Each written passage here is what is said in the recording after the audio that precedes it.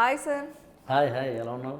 సూపర్గా ఉన్నాను sir. First మీకు many more happy returns of the day. Thank you so much. Last time కూడా మనం బర్త్డేకే కలిసాం, మీ బర్త్డేకి.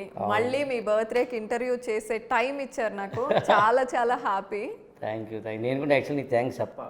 అయ్యయ్యో, అంటే ఎలక్షన్స్ బిజీ టైంలో కదా అయిపోయింది. 4th వచ్చేస్తే క్లియర్ అయిపోతుంది ఏంటి అనేది, విన్నర్ ఎవరో డిక్లేర్ అయిపోతారు.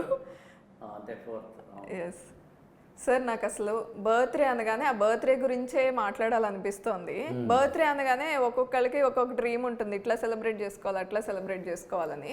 కాకపోతే గరికపాటి గారు, చాగంటి గారు ఏమో ట్రెడిషనల్గా చాదస్తంగా సెలబ్రేట్ చేసుకోవాలి, ఇంట్లో నలుగు పెట్టుకోవాలి, నూనె పెట్టుకోవాలని చెప్తారు. కానీ ఆర్జీవి గారు లాంటి వాళ్ళు మాత్రం పబ్లో ఎంజాయ్ చేయాలి, మందు తాగాలి, ఇలా సెలబ్రేట్ చేసుకోవాలని ఒక ఇది ఇస్తున్నారు అనమాట. ఇలా చేసుకోవాలని ఒక డ్రీమ్, ఒక ఇదిలా. సో ఎలా సెలబ్రేట్ చేసుకోవాలి అసలు? మీరు ఎట్లా సెలబ్రేట్ చేసుకుంటారు? బేసికల్గా నేను నా బర్త్డేని సెలబ్రేట్ చేసుకోవడం అనే కాన్సెప్ట్ ఉండదు అసలు. ప్రత్యేకంగా ఆ రోజున జనాల్ని పిలవాలి, లేకపోతే కనుక ఏదో కేక్ కట్ చేయాలి అనేది అసలు నాకు ఎజెండాలో ఉండదు. నాకు ఎవ్రీడే బర్త్డే. ఫీల్ నేనేమి కెమెరా కోసం చెప్పట్లేదు, లేకపోతే హడావుడిగా చెప్పట్లేదు, ఓవర్గా చెప్పట్లేదు. ఓకే, బై నేచర్ నాకు ఎవ్రీడే బర్త్డే, ఎవ్రీడే పండగ. కాకపోతే ఏంటంటే బర్త్డే అనేది అంతకుముందు మనం ఒక 1 year పాటు చేసిన దానికి నెక్స్ట్ ఇయర్లో వెళ్తున్న దానికి ఒక ల్యాండ్ మార్క్. సో ఈ ల్యాండ్ మార్క్ని సెలబ్రేట్ చేసుకోవడం ద్వారా మనం కొత్త తరంలోకి, కొత్త ఈవెంట్లోకి వెళ్ళడానికి అవకాశం, అంతే. అంతమంది పీకిందేం లేదు. ఓకే, నేనేమని నమ్ముతానంటే నేను ఎవ్రీడే కూడా అలాగే ఉంటాను కాబట్టి బర్త్డే అంటూ ప్రత్యేకంగా చేసుకోవాలని రూలేం లేదు. ఓకే, ఇంకా నువ్వు అన్నట్టుగా చాగంటి కోటేశ్వరరావు గారు కానీ, గరికపాటి నరసింహారావు గారు కానీ బర్త్డే అనగానే పొద్దున్నే లేచి తలంటి స్నానం చేసి ఏదో ఒళ్ళంతా నలుగు పెట్టుకొని దీపారాధన చేసి దేవుడి దండం పెట్టుకొని అక్షతలు వేయించుకొని అమ్మ నాన్నలకి దండం పెట్టి గురువులకి దండం పెట్టి గుడికి వెళ్ళి అభిషేకం అర్చన చేయించి ఇదంతా ఉంది. నేను దీన్ని యాక్చువల్గా డినై చేయను, విమర్శించను. ఇప్పుడు నువ్వు పుట్టిన దానికి కారణం తెలుసుకుంటూ ఇంకా జన్మించి ఉన్నావు అనే దానికి గ్రాటిట్యూడ్ తెలుపుతూ దేవుడికో పెద్దలకో చేసే ఒక అత్యద్భుతమైన సంప్రదాయబద్ధమైన కార్యక్రమాలు.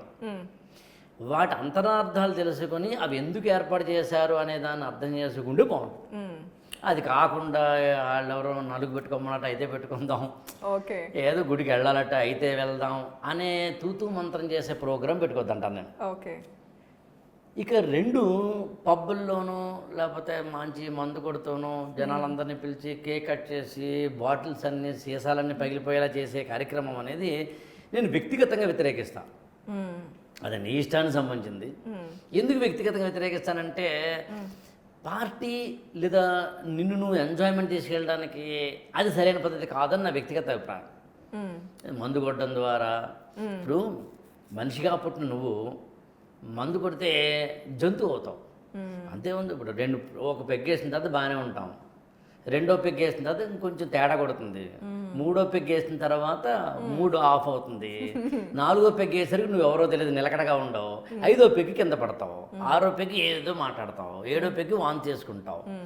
మనిషిగా పుట్టిన నువ్వు జంతువు అయ్యేందుకు కావాల్సిన కార్యక్రమం మందు పార్టీ. నేను అందుకు వ్యతిరేకిస్తా. దాని ఎక్స్టెన్షన్స్ రేవ్ పార్టీ కానీ, దాని ఎక్స్టెన్షన్స్ డ్రగ్స్ కానీ, దాని ఎక్స్టెన్షన్స్ అమ్మాయిలతో డ్యాన్సులు కానీ, what ever you name it, నేను దాన్ని మాత్రం వ్యతిరేకిస్తా. నేనేమి మోడర్న్ సంప్రదాయం కాకపోయినా. ఇక నేను మహా అయితే నా బర్త్డేని ఎవరైనా ఆ రోజు మాత్రం ఇంట్లోనే ఉంటాను. నేను 99.9% అవుట్ ఆఫ్ ఇల్లు ఉండను. ఓకే, ఎందుకంటే నన్ను ఎవరైనా కలవాలి అని ఆ రోజు వచ్చినా, అనుకోకుండా వచ్చినా,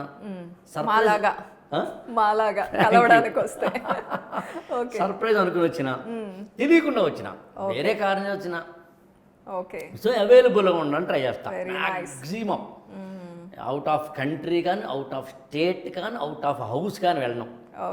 99.9%. ఏదైనా తప్పదు అనుకుంటే అంతకుముందు ఎప్పుడైనా తెలుసో తెలియక ఒక ప్రీ ఆక్యుపైడ్ ఒకటి ప్రోగ్రామ్ ఉంటే తప్ప, అందుకని ఆ రోజంతా ఇంట్లో ఉంటా. ఆ రోజు సాధారణంగా ఒక అన్నదానం కానీ, ఆర్ఫనేజ్కో లేకపోతే కనుక బ్లైండ్ స్టూడెంట్స్కి సంబంధించిన ప్రోగ్రాము ఓకే. అది చేస్తాం.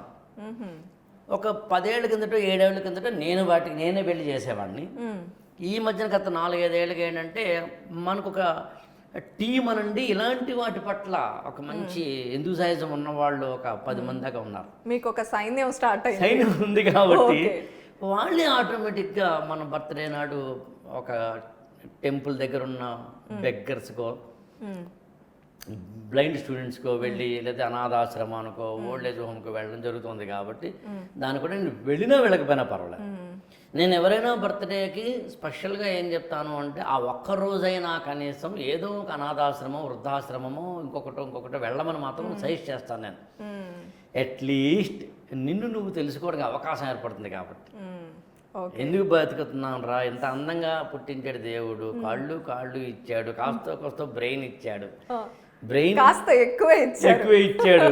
ఇన్ని ఇచ్చిన తర్వాత కూడా మనం ఒకసారి thanks to the society, thanks to the parents, thanks to the elders, even if you believe thanks to the God. నేను ఎక్కువగా నమ్మేది.